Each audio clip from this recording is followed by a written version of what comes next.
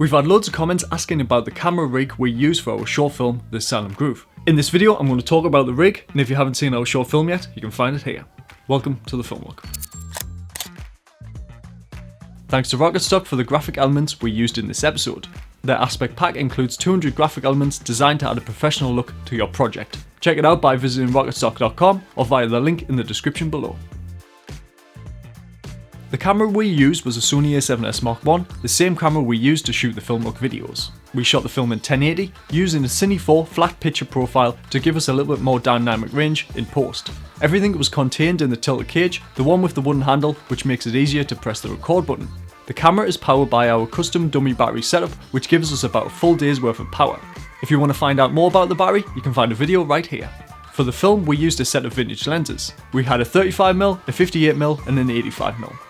The entire film was shot at f8 as we wanted people to see everything that was in the background, as the location helps to tell the story. If we opened up all the way to 1.8, the background would have been a lot softer, losing the detail that you get at shooting at f8.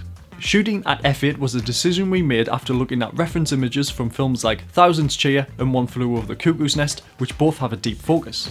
To keep everything in focus, we used a PD Movie wireless follow focus system, which was powered by a D-tap battery. We have a video coming very soon about the wireless follow focus setup and how we powered it. So if you're not already, consider subscribing. Everything was mounted via the tilted rail mount to a pair of 15mm rods. The camera was mounted as far back as possible to help balance the weight, and the rig rested on a small rig shoulder mount. There's links to all of this stuff in the description below. Sticking with the shoulder rig, we had a set of handles mounted to the front, which were also from Small Rig. Small Rig are not sponsoring this video, we just really like their products, but we do have a video right here all about Small Rig if you want to check it out.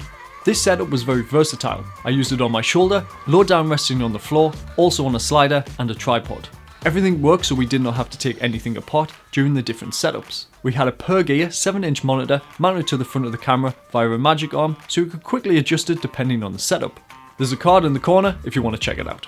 The main reason we used this monitor was because it had a HDMI out. This meant we could take a feed from the camera to the monitor, then back out to another monitor, which was used by our first assistant camera, Rob. This stand was set up with an Atmos Shogun monitor, and it was used to pull focus with the PD Movie wireless follow focus controller. I'm not going to take credit for setting up the camera on the shoot days. This was done by my first and second AC, Rob and Adam. This was made possible by communicating with my camera team before the shoot, so they knew exactly what I needed from the rig. We used a mixture of other people's equipment like a Canova slider, a Steadicam, various grip and AC equipment. We haven't always had all of this equipment. We started off shooting on Handycams, then moved to shooting on a Canon 600D with one lens, with the same shoulder rig that we used on this film. We've built up what we've used over the past 6 years by working on many different jobs, and a lot of the equipment we used on the film was borrowed from the other filmmakers that worked on the film.